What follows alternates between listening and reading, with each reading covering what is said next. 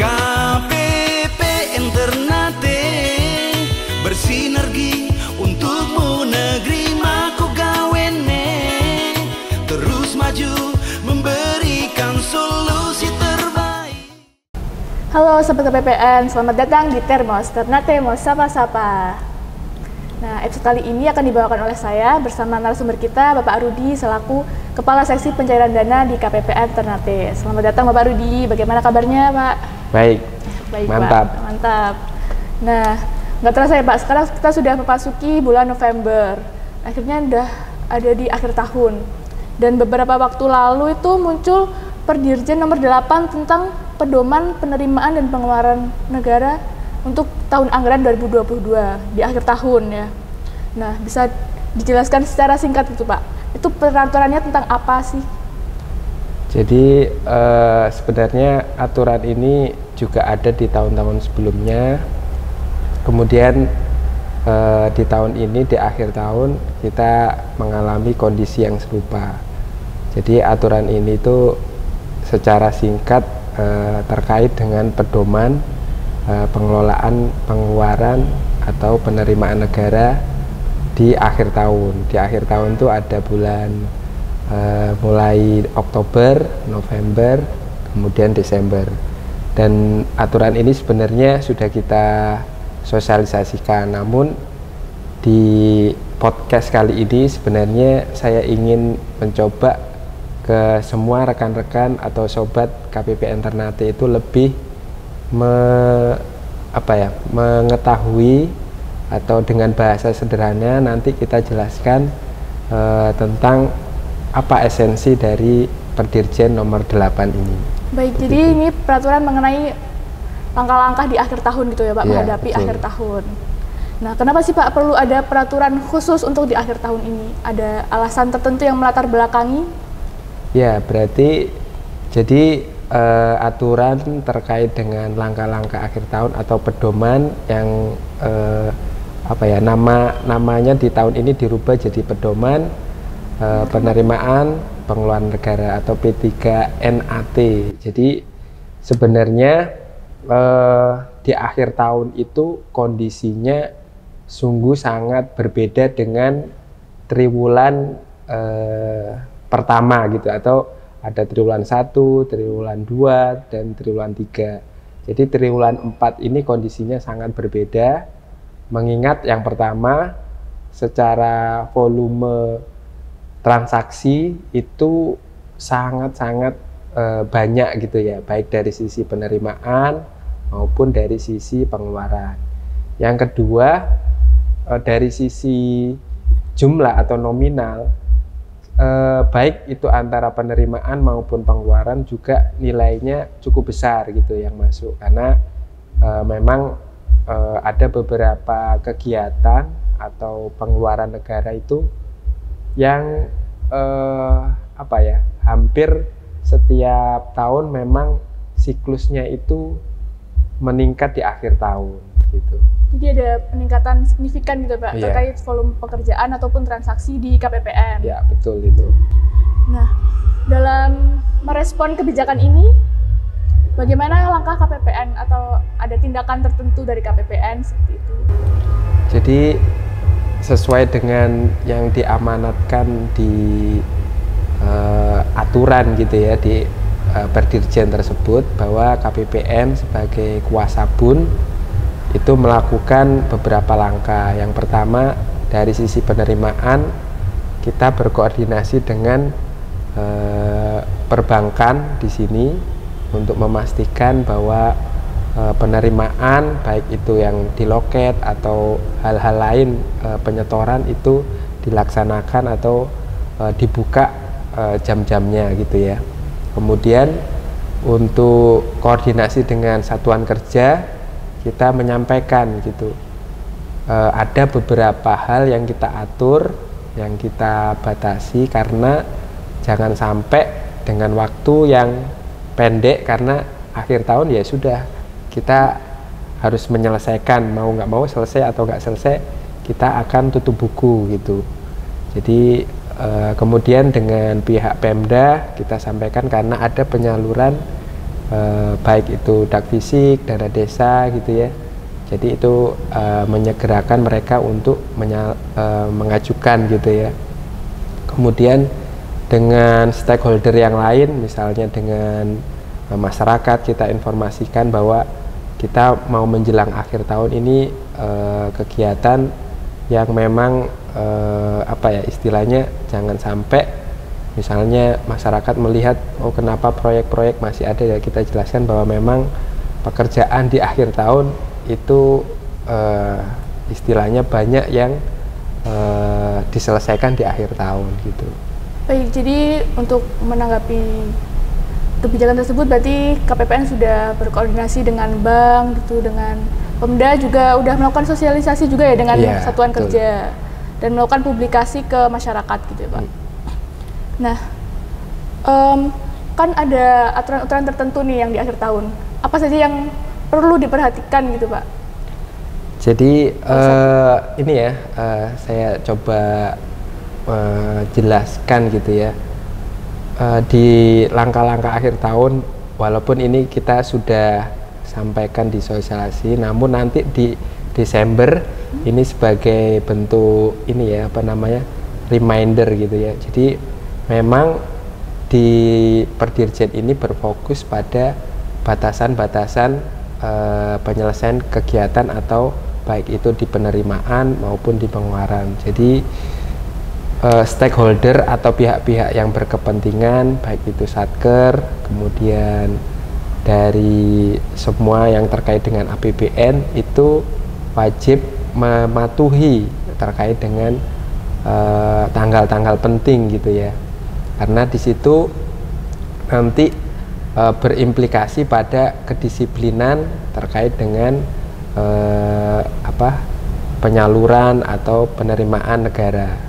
Kemudian yang lebih penting lagi adalah itu bentuk sebagai akuntabilitas gitu ya, atau tanggung jawab dari semua pengelola gitu ya, baik karena di satuan kerja atau yang biasa kita sebut Satker, di situ ada peran-peran baik itu KPA, kemudian PPK, PPSPM, bendahara dan pengelola lainnya yang ditunjuk itu memperhatikan hal-hal tersebut agar misalnya ketika ada sebuah kegiatan atau sebuah proyek yang itu jatuh temponya ada di akhir tahun, ini menyampaikan kepada penyedia gitu ya, apabila masih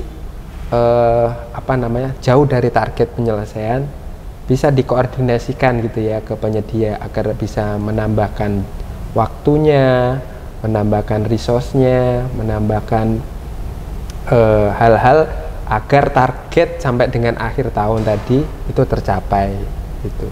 Berarti yang sangat perlu diperhatikan adalah tenggat waktunya gitu ya Pak, karena volume pekerjaan jadi juga meningkat, jadi ada tanggal-tanggal tertentu, batas-batas tertentu gitu ya untuk agar Satker terus disiplin gitu ya dalam menjaga pengelolaan APBN gitu.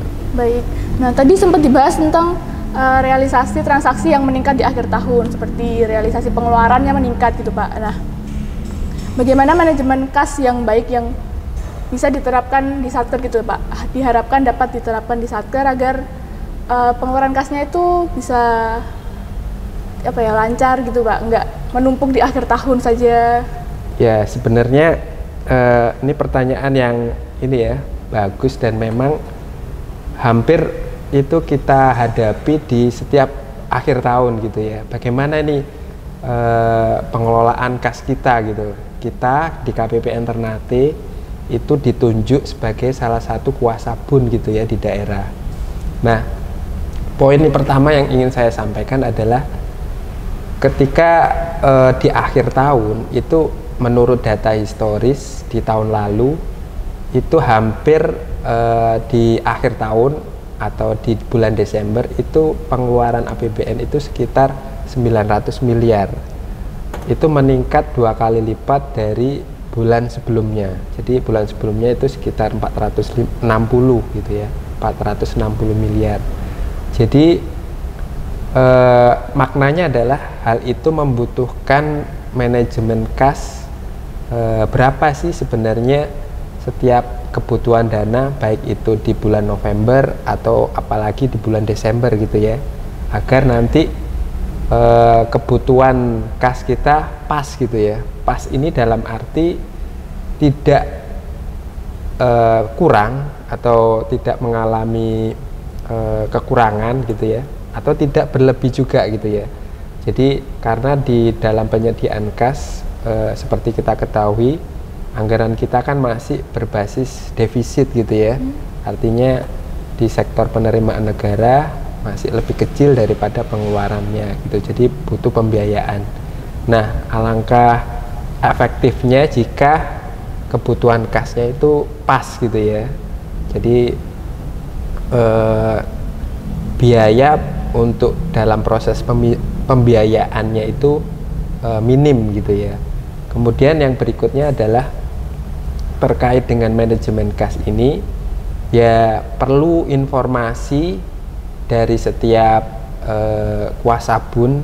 Salah satu contohnya di KPPN Ternate itu stakeholder atau mitra kerja kami itu mengisi atau membuat perencanaan proyeksi gitu ya. Semakin akurat itu semakin bagus. Artinya apa? Kebutuhan kas itu dapat diketahui baik itu secara harian maupun secara bulanan.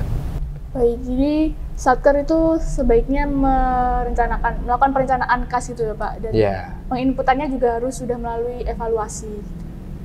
Nah, dalam peraturan Dirjen nomor 8 tersebut sudah ada kebijakan terkait pengelolaan kas, yaitu penerapan rencana penarikan dana harian atau RPD harian pada pengajuan jenis SPM tertentu. Nah, dapat dijelaskan secara singkat itu Pak tentang RPD itu?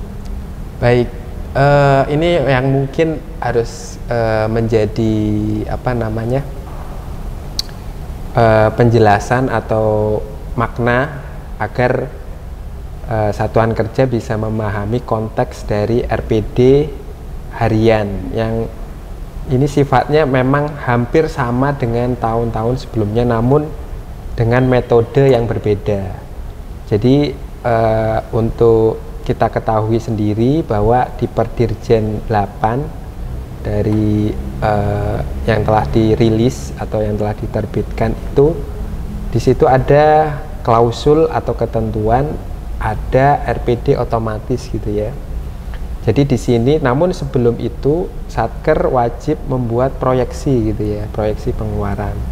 Nah, untuk setelah membuat proyeksi, Satker itu dalam mengajukan tagihan itu dikenakan ketentuan ada RPD otomatis gitu ya.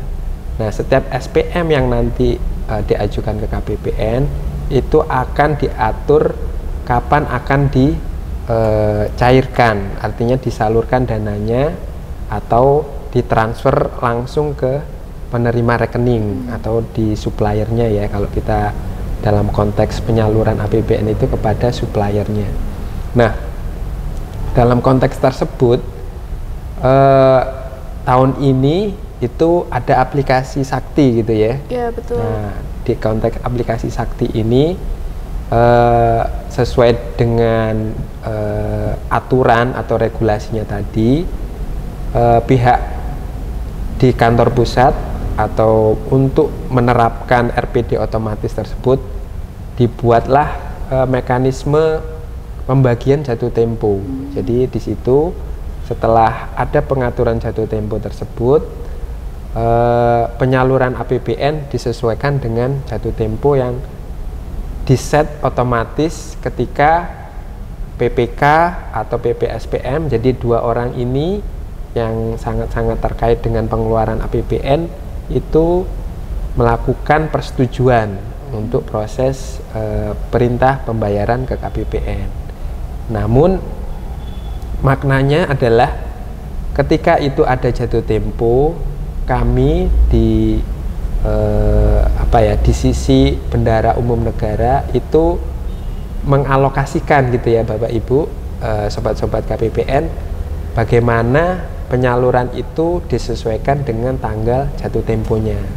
Jadi memang dengan adanya kenaikan tadi yang telah saya sampaikan ke teman-teman semua, itu perlu diatur berapa sih pengeluaran harian. Dengan adanya jatuh tempo tersebut, pengeluaran harian dari setiap satker ya misalnya, itu diketahui secara lebih akurat. Baik, jadi satker perlu membuat proyeksi bulanan gitu ya Pak, untuk Betul. bulan November dan Desember. Iya. Nah, itu tadi kan juga ada SPM yang jatuh tempo, dan ada jatuh temponya 2 hari kerja dan juga jatuh tempo segera ya Pak. Jadi maknanya ada beberapa SPM yang akan dicairkan itu segera gitu ya. Kalau ada peribahasa misalnya, kita kalau ngasih upah gitu ya, jangan sampai menunggu keringat yang pekerjanya itu kering. KPP Ternate bersinergi untukmu, negeri maku gawene terus maju memberi